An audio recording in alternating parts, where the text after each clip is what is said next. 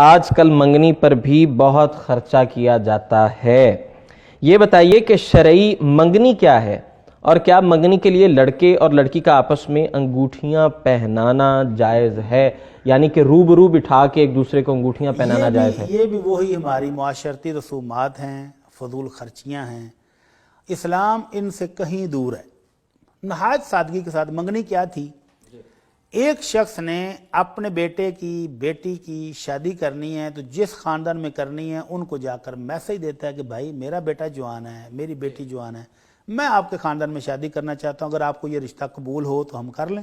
یہ منگنی ہے۔ منگنی کا مطلب طلب کرنا، رشتہ مانگنا، سادگی کے ساتھ۔ اس کے آداب البتہ شریعت نے بتائے کہ اگر ایک شخص منگنی کر رہا ہے تو فرمایا کوئی دوسرا بندہ ان کے گھر میں پیغام نہیں بھیجے اس وقت تک جب تک یہ لوگ منگنی کر نہ لیں یا ان کی آپس میں بات چیت ختم نہ ہو جائے۔ تو یہ سادہ سی منگنی تھی جس کو ہم نے بڑھاتے بڑھاتے اب فنکشن، پھر انگوٹھیاں، پھر لڑکے اور لڑکی کو کٹھے شاپنگ پر بھیج رہے ہیں، پھر ان کی وہ اتنی باتیں، اور پھر بالآخر منگنی ٹوٹ گئی۔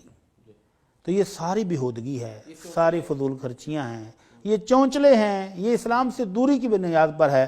ایسی کوئی چیز شامل نہیں ہے اسلام میں۔ پھر کہتے ہیں جن کی منگنی ہو چکی ہے لہذا اب ان کی آپس میں بات چیت کرنا، شاپنگ پہ جانا، کھانا ڈنر کرنے کے لیے باہر جانا، یہ کوئی ممانعت نہیں۔ تو یہ سب فضولیات ہیں، سب فضولیات نبی ہیں۔ رحمت صلی اللہ علیہ وسلم فرماتے ہیں لا یخلون رجل بامرأۃ الا کان ثالثہما الشیطان۔ جب بھی کوئی مرد اور عورت، وہ میاں بیوی کے علاوہ ہوں، جب وہ علیحدہ جاتے ہیں تنہائی میں دو اجنبی، تو تیسرا ان کے ساتھ شیطان ہوتا ہے۔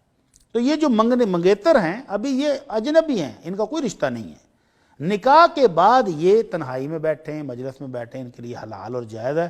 اور منگیتر کو لے کر شاپنگ پر جانا، ڈنر کے لیے جانا، آؤٹنگ پر جا رہے ہیں، پکنک پہ جا رہے ہیں، تو یہ قطعاً جائز اور حلال نہیں ہے۔ اور یہ جو انگوٹھیاں پہننا اور بڑی بڑی پارٹیاں اور فنکشن کرنا، یہ سب فضول خرچیاں ہیں۔